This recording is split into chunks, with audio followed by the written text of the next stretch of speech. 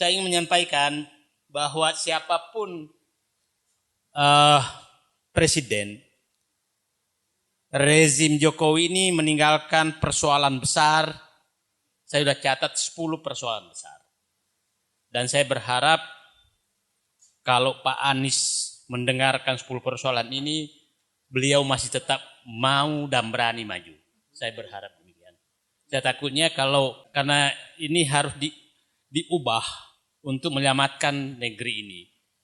Nah, pertama itu jelas bahwa pemerintahan Jokowi meninggalkan utang yang sangat besar. Dan saya agak setuju penjumlahan utang yang dilakukan oleh Misbakun yang menyatakan bahwa itu sekitar 17.500 triliun. Karena utang sebenarnya ini kan yang diakui pemerintah adalah yang dicatat. Padahal ada utang yang enggak dicatat. Ya, itu problem besar. Padahal antara utang dicatat dengan tidak dicatat itu tetap aja utang. Utang dicatat itu kan yang ada di pemerintah. Yang ada di BUMN enggak dicatat, itu utang BUMN. Ada juga utang pemerintah ke BUMN, itu juga dicatat. Ada juga kewajiban pemerintah yang enggak dicatat. Nah, selalu Kementerian Keuangan hanya mengakui yang dicatat. Padahal kalau terjadi apa-apa, yang dicatat dengan tidak yang dicatat itu ditanggung pemerintah. Masih ingat dulu yang enggak dicatat aja kan, kalau ngambil kebijakan, BLBI itu kan enggak ada di neraca pemerintah. Ya Pak Jansen kan? Tapi kan menjadi tanggung jawab karena kebijakan, apalagi ini enggak. Jadi 4 jenis utang tuh, utang yang dicatat, utang BUMN, utang pemerintah ke BUMN, dan kewajiban pemerintah yang tidak dipenuhi sampai sekarang. Nah, itu sama dengan menggeser kepada pemerintahan berikutnya. Itu betul ada sekitar 17.500 triliun. Berarti sudah di atas 100% PDB, udah 100% PDB itu. Oke, utang. 9.000 jadi sudah mendekati. Nah, itu siapapun yang menghadapi sangat berat. Tapi bagaimana solusinya jangan kita buka sekarang. Kalau kita diserahkan insya Allah minimal itu pasti kita bisa cari solusinya. Oke, yang kedua, oligarki. Oligarki ini sangat-sangat nyata. Terakhir contohlah subsidi mobil listrik. Itu real pekerjaan oligarki. Ketua Asosiasi Peluruan Listrik adalah ketua kepala KSP. Terus yang mengusulkan diberikan subsidi. Terus Menteri Keuangan menganggarkan pembelian mobil listrik dari APBN. Ini beginilah oligarki bekerja gitu. Nah, di tempat lain juga begitu. Jadi ini saya ingin kasih gambaran sedikit tentang ini. Betapa kacaunya. Kalau tujuannya ingin memperbanyak orang memakai mobil listrik, maka yang diberikan itu adalah insentif. Oke. Yang dimaksud subsidi itu adalah mengambil uang dari kas negara memberikan kepada orang tertentu yang harusnya orang miskin, bukan orang kaya. Oke. Nah, yang insentif adalah tidak memungut hak negara terhadap sesuatu. Nah, jadi orang yang mengambil subsidi adalah bukan menjual mobil listrik, tapi mengambil uang dari negara untuk masuk ke kantongnya. Kalau subsidi, insentif mengurangi potensi pendapatan negara. Ini penting ini, biar penting. Orang tahu. Supaya ini jadi kalau ada yang di dalam menyatakan itu, jadi saya pikir mereka ini memang bukan ingin menjual mobil, ingin mengambil uang dari APBN untuk masuk ke kantongnya. Secara legal? Secara itulah istilah. Secara peraturan lah minimal. Dia bikin peraturan tuh itu. Dan saya pikir cara ini harus dihentikan. Masih ingat kan VCR juga dulu waktu ini kan bikin perusahaan kan? Nah, betul. Nah ini menurut saya orang-orang yang kayak begini mungkin di hatinya tidak ada rasa adil sedikit pun. Dan tidak ada rasa mengabdi kepada. Itu kesalahan fatal dan ini harus dihentikan. Nggak bisa gitu. Yang ketiga agenda subsidi ya. Uangnya sudah ada di kas negara, ingin disubsidi, harusnya tuh kalau bentuknya kendaraan yang kita subsidi adalah kendaraan umum kan gitu. Ya. Maksud Anies itu ini biar terang nih. Ya. Ini kan direkam nih. Nah, jadi begini. Subsidi itu intinya harus untuk orang miskin atau untuk kepentingan orang banyak. Dan itu memang arti subsidi, kan Itu- begitu itu- Bang? Nah, jadi ada di subsidi itu ada dua lagi namanya. Subsidi dan PSO, Public Service Obligation, itu adalah contoh PSO itu untuk kereta listrik. Kalau subsidi itu by name by address, pupuk itu subsidi. Nah, BBM itu subsidi. Tapi kalau umpamanya transportasi, orang kaya juga boleh naik. Kalau subsidi itu hanya orang miskin, itu clear, itu aturannya. Nah, ini kok pabrik yang dikasih subsidi, dibentuk subsidi. Tapi nanti kalau kita ngomong begini, datang kau ke tempatku. Nah, ini harus kita luruskan itu ya. Udah clear ya, saya katakan yang merancang subsidi mobil listrik ini adalah bukan dalam rangka kepentingan umum, tapi ingin mengambil uang dari negara untuk dirinya karena langsung dikasih 80 juta per satu jenis mobil. Satu mobil 70 juta Bang. 70 juta, 80 juta. Oke, clear ya. Warisan ketiga adalah korupsi, kolusi, dan nepotisme. Itu warisan juga ditinggalkan Jokowi, itu semakin meluas dan meningkat. Saya pikir ya nepotisme clear lah. Pak Harto tuh 30 tahun setelah berkuasa baru anaknya masuk politik. 30 tahun. Ini 3 tahun. Dan tepuk tangan juga pendukungnya. Itu nggak ada yang salah katanya. Ya nggak ada yang salah sih.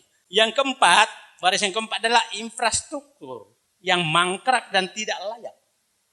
Anda bisa bayangkan bagaimana Bandara Kertajati itu mau diapakan? Mau diapakan? Kereta api cepat mau diapakan?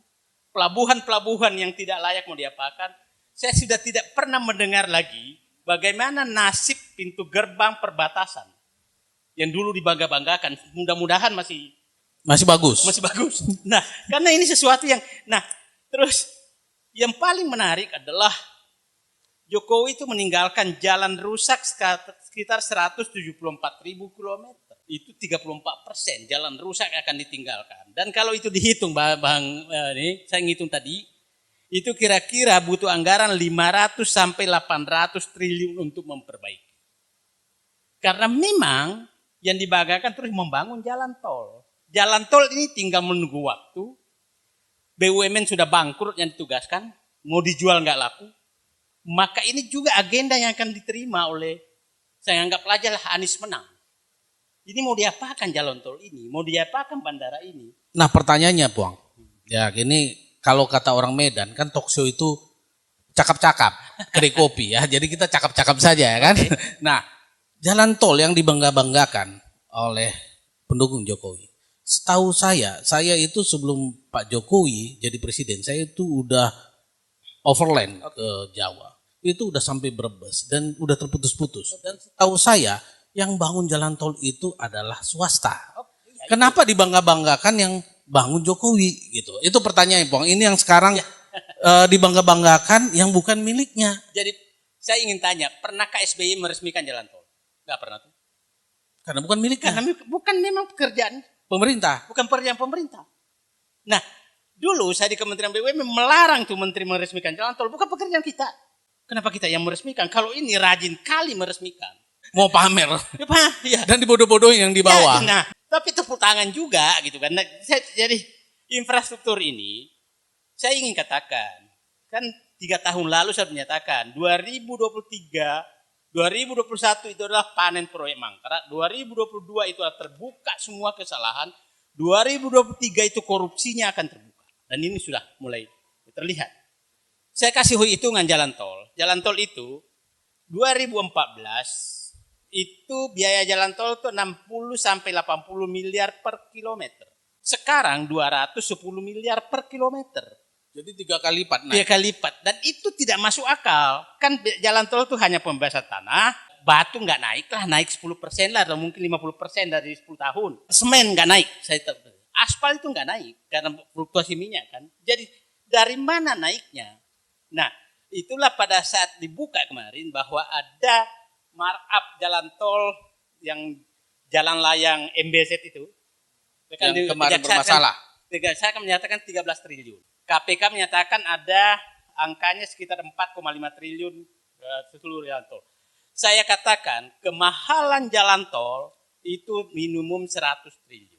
Kemahalan sejak rezim Jokowi. Nah, ini 100 triliun itu kebebani semua ke rakyat. Akhirnya ke BUMN bangkrut, rakyat tarif naik mahal sekali. Nah, karena tidak ada, dulu saya di dalam, itu Pak pemerintah SBY memang membatasi maksimum harga jalan tol itu di luar kota 60 miliar. Kenapa? Nah, ini kita tidak pernah lagi mendengarkan jalan tol itu. Nah, Pak Refli Harun ini bekas Komut Jasa Marga, paham betul itu. Nah, dulu jalan tol itu harus dilelang. Sekarang kita tidak pernah dengar kata lelang. Apa yang dilelang? Supaya kita dapatkan tarif termurah, yang dilelang tarifnya tuh. Tarif termurah, waktu konsesi terpendek. Sehingga rakyat diuntungkan. Nah, ingat jalan tol. Anda ke Bogor, sekarang 45 km kan 7.000 kan. Ke Cikampek, ada 70 km, sekarang 20.000 kan. Ya. Ya, itu yang rasional. Nah, jadi ini terus terang menjadi beban. Tentang solusinya nanti aja, nanti. Tapi kita menyatakan ini harus diselesaikan karena ini masalah besar infrastruktur ini, karena akan merugikan rakyat dan dan ini yang mangkrak banyak sekali. Data saya banyak. Jadi kita setuju bahwa salah satu infrastruktur kalau seandainya Anies Baswedan menang itu harus menjadi perhatian. Oke, itu. Nah, yang kelima, yang paling masalah ini adalah kohesivitas sosial yang benar-benar dihancurkan. Ini semua orang dibikin sangat bermasalah. Nah, supaya nggak panjang-panjang, sekarang kira-kira Anies bisa memperbaiki nggak 10 hal itu? Oke, sederhana. Cari semua ahli dengan 10 warisan yang berat tadi untuk menyelesaikan.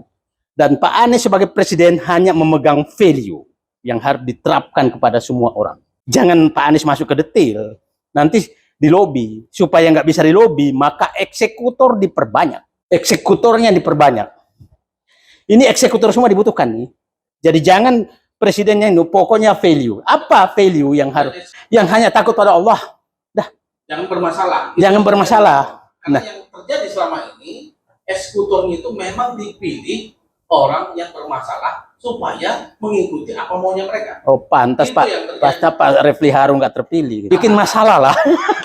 Nah, saya beberapa kali berinteraksi dengan Pak Anies. Saya menangkap, mungkin saya salah, tapi saya menyatakan orang value yang ingin dicapai orang ini adalah mewujudkan keadilan berbasis pada etika dan moral. Itu saya tangkap dari dia. Dan saya menyatakan 10 hal ini bisa dipecahkan dengan value itu. Cita-cita ingin mewujudkan keadilan tapi berbasis etika dan moral. Itu saja yang dipegang untuk semua ini selesai selesai masalah ini. Kenapa? Saya kasih contoh aja lah. Berbasis keadilan di kehidupan keagamaan. Anies terapkan tuh. Berbasis keadilan di infrastruktur. Dia tunjukkan tuh. Ya, jadi jalan itu kan orang jalan tuh ada yang jalan kaki, ada naik sepeda, naik motor, dan naik mobil, ada kendaraan umum.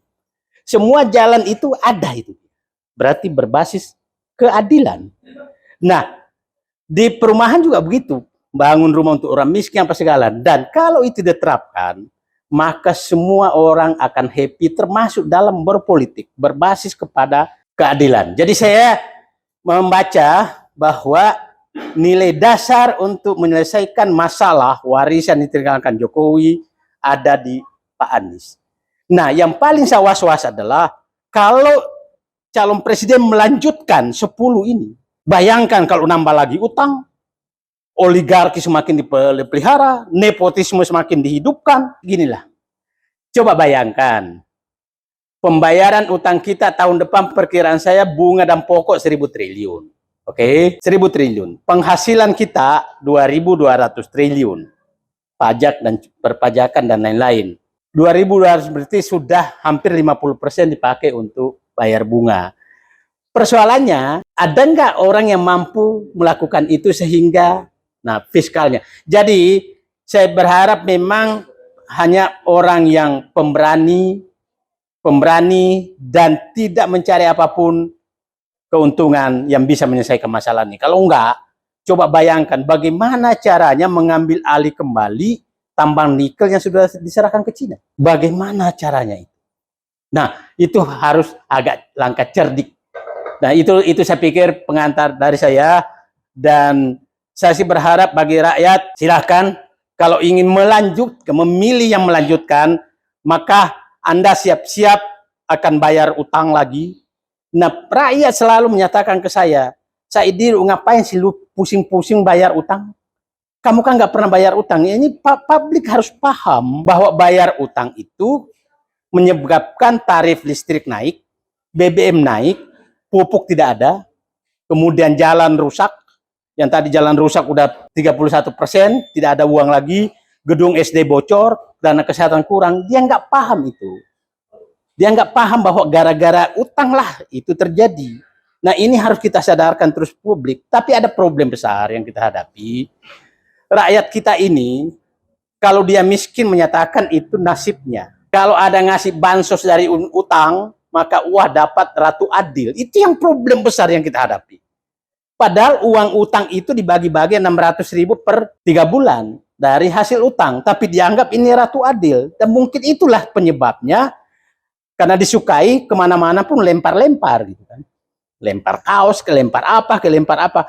Ini yang harus berat sekali kita hadapi. Saya ulangi, rakyat kita menyadari bahwa kemiskinan itu adalah nasibnya. Dan kalau ada yang mengasih bahwa itu adalah ratu adil datang, itu yang harus dihentikan. Bahwa sebenarnya kemiskinan itu karena kesalahan pengelolaan, dan yang diberikan itu adalah uang dari utang kalian.